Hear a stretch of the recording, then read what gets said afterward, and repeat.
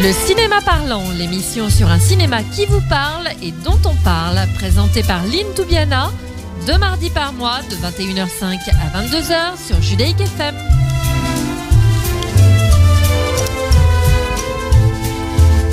Bonsoir chers auditeurs, j'ai le plaisir de recevoir ce soir Vic Desmaillot, le réalisateur du formidable documentaire Cherbourg Haïfa, une histoire de vedette. Bonsoir. Bonsoir. Et merci d'être là dans les studios de Radio Judaïque FM pour parler de cette affaire étrange, rocambolesque des vedettes de Cherbourg qui date, je le rappelle, de 1969. Ça fera 50 ans dans quelques jours. Voilà. Alors, il y a une projection pour l'instant unique le 9 décembre au Publicis à 19h30 dans le cadre du Keren Hayesod.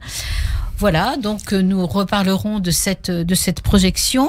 Nous reviendrons dans l'actualité avec le nouveau film de Robert Guédiguian, Gloria Mundi, en compagnie d'un autre invité, un des acteurs principaux de ce film, Grégoire le Prince Ringuet, avec un rôle très marquant. Il ne va pas tarder à venir nous rejoindre dans les studios de Radio Judaïque FM. Merci donc à tous les deux de venir parler de vos films. Ce film Gloria Mundi que j'ai vu à la Mostra de Venise et qui sort sur tous les écrans dès demain, 27 novembre. Il sera ensuite question de 2 autres films français, Une chanson douce de Lucie Borletot qui sort aussi demain et du film Les Éblouis de Sarah Succo, déjà sur les écrans.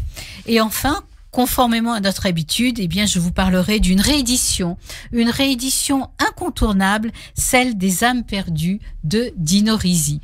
Voilà, donc nous disons bonsoir à Grégoire, le Prince Ringuet, qui vient de nous rejoindre dans les studios. Voilà, donc nous pouvons lancer la chanson qui date de ces années-là, de 1969, Vic Desmaillot, une chanson d'Arik Einstein.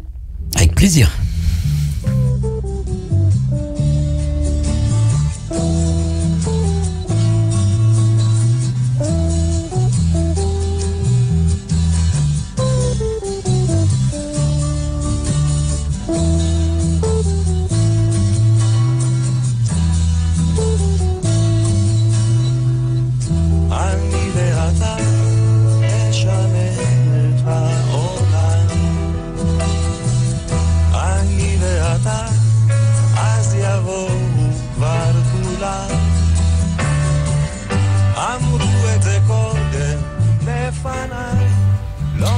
Aliveata, c'est une chanson très connue d'Arik Einstein, vraiment ce superbe chanteur israélien. C'est pour nous replacer un peu dans le contexte musical de ces années-là, ces années 60, 70. Il dit, toi et moi, nous changerons le monde. Exactement.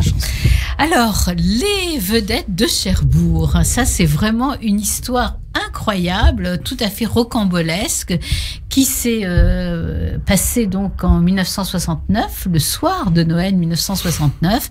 Alors, le teaser que vous avez fait, Vic Desmaillot, au sujet de ce film, présente bien ce scandale de 1969. On va l'écouter tout de suite.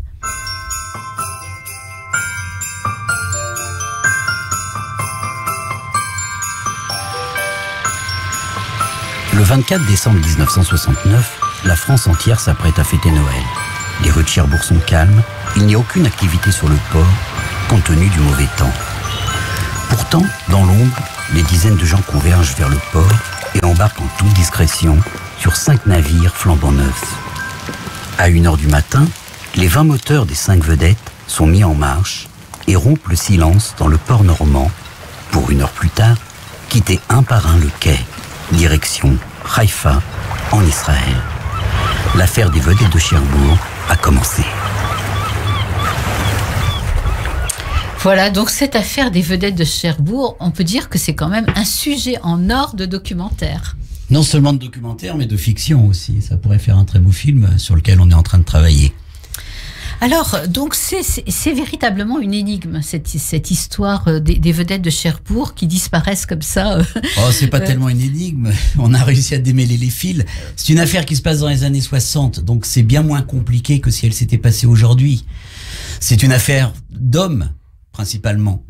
C'est pas, il y a des renseignements généraux, bon, il y a un peu de politique, beaucoup de politique, mais il n'y a pas des satellites, il n'y a pas des fake news, il n'y a pas toutes ces choses d'aujourd'hui qui viennent entremêler les fils. Donc en fait, c'est une affaire simple. Les Israéliens prennent les vedettes qu'ils ont commandées, dont ils ont absolument besoin pour l'armée. Ils les prennent parce que De Gaulle, 2 ans avant, a mis un embargo et ne veut pas leur livrer. Alors, on se pose quand même beaucoup de questions en voyant votre documentaire. D'abord, les Cherbourgeois. Les Cherbourgeois étaient-ils complices de cette disparition des vedettes? Complices, c'est un grand mot.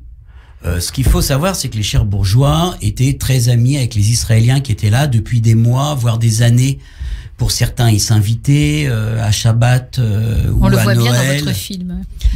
Donc, les Cherbourgeois avaient une certaine complaisance avec les Israéliens. Et puis, ils les voyaient dans la peine. Ils étaient là, à plus rien faire, à traîner, à pas savoir quoi faire, bloqués par l'embargo. Donc, il y avait une certaine sympathie. Par ailleurs, si les vedettes n'étaient pas livrées, c'était une catastrophe économique pour la ville. Et personne n'avait envie d'un licenciement massif. Bien sûr. Alors, une autre question qu'on se pose, c'est les douanes. Pourquoi les douanes n'ont-elles rien vu? Alors, c'est pas qu'elles ont rien vu, les douanes. C'est que c'est un pauvre homme qui se présente pour les douanes. C'est le soir de Noël. C'est sûrement le type qui a été assigné là. Tout le monde sait que si on fait ça le jour de Noël, c'est bien pour que toutes les vigilances soient en berne. Donc, après, j'irai pas jusqu'à dire que il laisse faire, mais en tout cas, il est pas très regardant. Il pense à son réveillon quelques heures plus tard. Alors, pourquoi aussi la presse est restée très discrète? Alors ça, c'est beaucoup plus clair.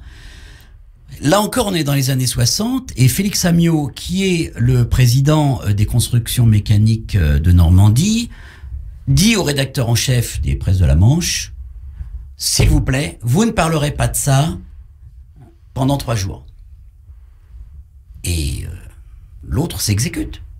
Ça sera un énorme scandale. D'ailleurs, la Presse de la Manche va passer complètement à côté de cette affaire. Elle en pâtit encore aujourd'hui.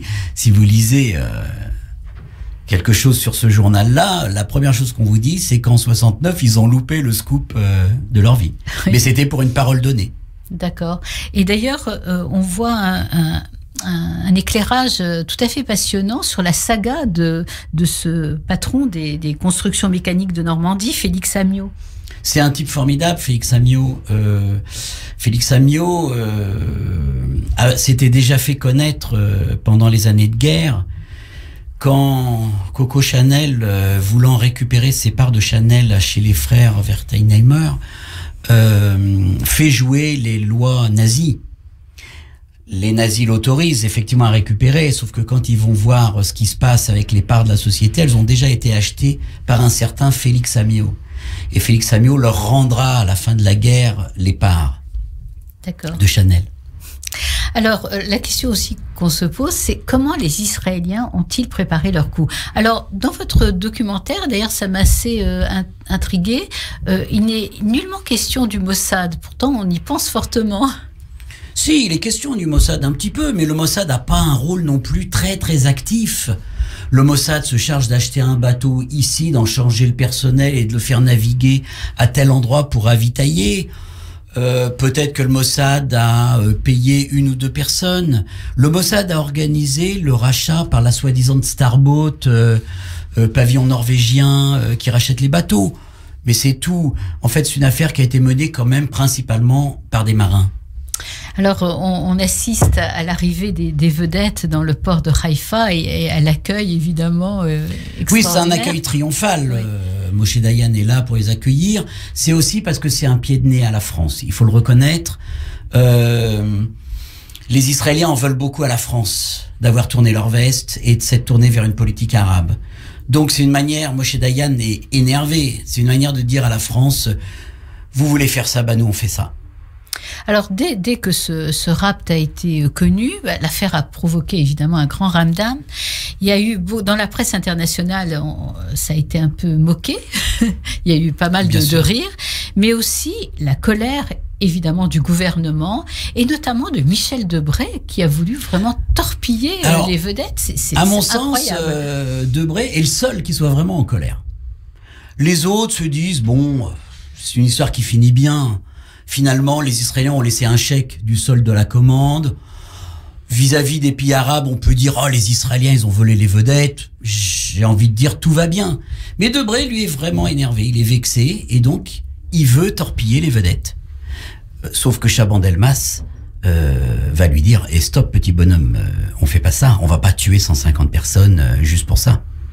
Pompidou aussi n'était pas très content. Non, Pompidou était pas d'accord non plus. Pompidou, il voulait que le truc soit réglé, terminé. Voilà, en 70, on passait à autre chose. Alors là, on peut dire que, comme vous venez de le dire d'ailleurs, que c'est la fin de la grande amitié franco-israélienne. Oui, c'est la fin de la grande amitié, mais cette fin, elle est amorcée depuis très longtemps. Elle est amorcée depuis 65, voire avant. Quand De Gaulle décide de se tourner vers les pays arabes, c'est une affaire commerciale. 150 Mirage à la Libye, ça vaut plus que 12 vedettes à l'armée israélienne. Ils vont d'ailleurs bloquer la livraison des Mirages à Israël. Oui. Là aussi, il y aura une affaire à raconter qui sera intéressante. En tous les cas, votre documentaire est tout à fait passionnant, Luc de Maillot. Vous l'avez réalisé avec Justin Le Carpentier. Oui. Alors, comment vous avez travaillé en collaboration tous les deux? Comment vous est venue d'ailleurs d'abord cette idée de réaliser un documentaire sur ce sujet? Alors, l'idée, moi, elle m'est venue parce que c'est une affaire que je connais depuis que j'étais petit garçon. Chez moi, à la maison, donc, on est une famille juive française, mais on était quand même très fiers, très énervés d'abord par l'attitude de Gaulle et du coup très fier par la prise des vedettes. On va pas dire le vol puisque ça a été payé. Et donc moi j'ai toujours gardé en mémoire cette affaire et quand j'ai vu qu'on allait fêter les 50 ans, je me suis dit c'est le moment. Donc j'ai contacté le spécialiste puisqu'il avait écrit un livre dessus qui est Justin Le Carpentier. Et nous avons travaillé tous les deux en collaboration, en parfaite harmonie. Voilà, alors j'invite nos auditeurs à voir ce film d'abord le 9 décembre. Avec le Keren Ayesod qui organise une grande tournée en France et en Europe pour montrer ce film. Et voilà, le 9 décembre, vivement le Keren Ayesod. À 19h30 au cinéma Publicis. Alors vous m'avez dit tout à l'heure hors antenne que ce film passerait sur une chaîne... Oui, alors il passe en ce moment sur la chaîne Toute l'Histoire. Il passera le 16 décembre sur France 3 Normandie et repassera ensuite sur Toute l'Histoire. Avec un peu de chance, si l'audience est bonne sur France 3 Normandie, il pourrait passer sur France 3 National. Très bien, écoutez, on le souhaite. Merci à vous d'être venu ici dans les studios de Radio Judaïque FM et puis allez voir ce film Cherbourg Haïfa, une histoire de vedette.